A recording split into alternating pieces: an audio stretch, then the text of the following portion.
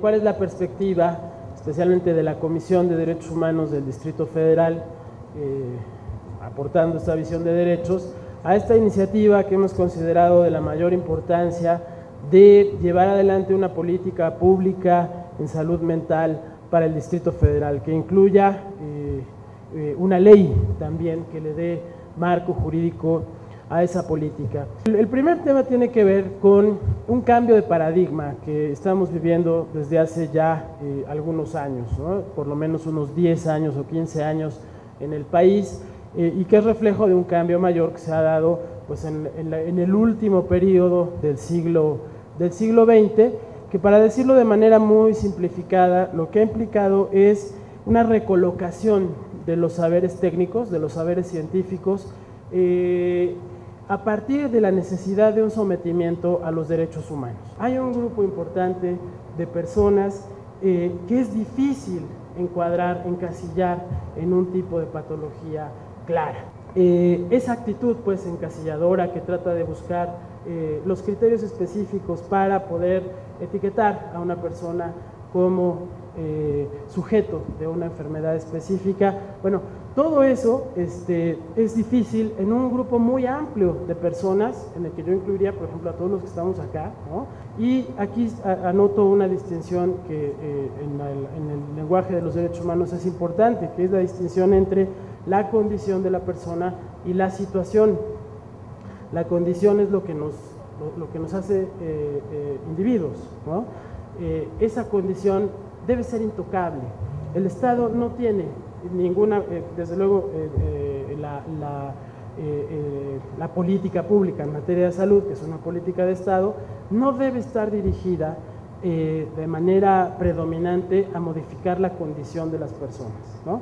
Pero sí está obligada a modificar la situación, que es el espacio, el entorno en el que vivimos. Si se reconoce una determinada condición para algunas personas, se reconoce el derecho de esas personas a aceptar y vivir con esa condición, especialmente en situaciones en las que esa condición no puede ser manipulada.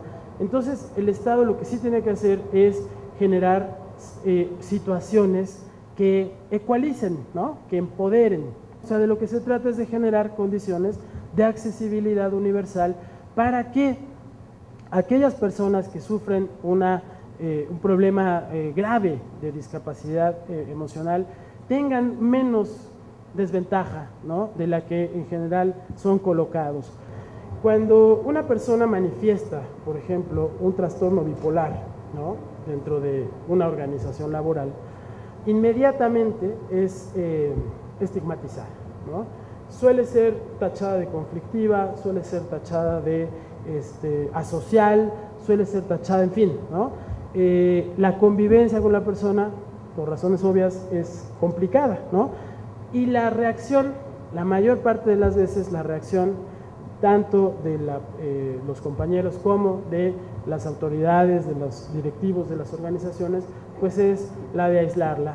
Ese ámbito es muy complicado porque no existe instalada, no está instalada una mentalidad en las personas que acepte que eso forma parte de las condiciones de vida, de la esencia del ser humano, ¿no? de la diversidad humana. Entonces, la política pública a donde tiene que apuntar es a esas condiciones de accesibilidad. No sería admisible, desde una perspectiva de derechos humanos, una política pública segregadora, ¿no? Una política pública estigmatizante, una política pública que señale a las personas. Al contrario, hay que tratar, y eso es el gran reto de los derechos humanos, tratar de, haciéndonos cargos de las diferencias, invisibilizar los efectos que esas diferencias tienen en términos de estigmatización, ¿no? No invisibilizar, mejor dicho, evitar, ¿no? Los efectos que esas diferencias tienen en términos de estigmatización, de señalamiento. Ese es el reto de la visión de derechos humanos, de una política pública que tiene esta visión respetuosa de los derechos, ¿no? Es decir, plantear esquemas inclusivos, plantear esquemas en los que las diferencias no son condición para la estigmatización, para la segregación. Y eso tiene un efecto, como decía, en el cambio de paradigma, porque entonces los saberes médicos incluso quedan subordinados a esta visión de derechos humanos, ¿no? Que se convierte en fundamental y no son incompatibles. Lo único es que lo que ponemos por encima es la voluntad de las propias personas, de los destinatarios de la política pública, ¿no?, sobre la autoridad de quien ejerce el saber médico, el saber jurídico o quien tiene el poder político, ¿no? Ese es el cambio fundamental entre un Estado que es respetuoso de los derechos humanos y un Estado que puede ser humanitario, pero no deja de ser autoritario. Se reconoce que hay una serie de factores que interactúan, ¿no?, junto con los factores biológicos, con los factores genéticos, inclusive, o químicos, factores ambientales que interactúan, ¿no?, para producir estas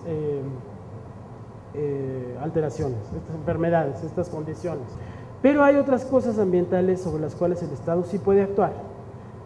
Por ejemplo, disminuyendo aquellas situaciones que han incrementado de manera notable el estrés social, ¿no?, planteando formas de vida, ¿no?, que sean mucho menos violentas, mucho menos estresantes como las que vivimos todas y todos y a las que nos hemos ido acostumbrando. Hay cosas, por lo tanto, en donde se puede apostar preventivamente.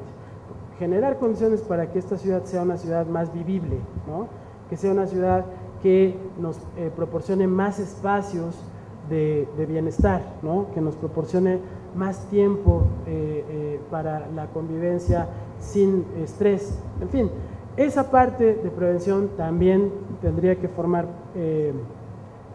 tendría que tener un lugar predominante en una política pública, en una ley que esté destinada a la discapacidad psicosocial.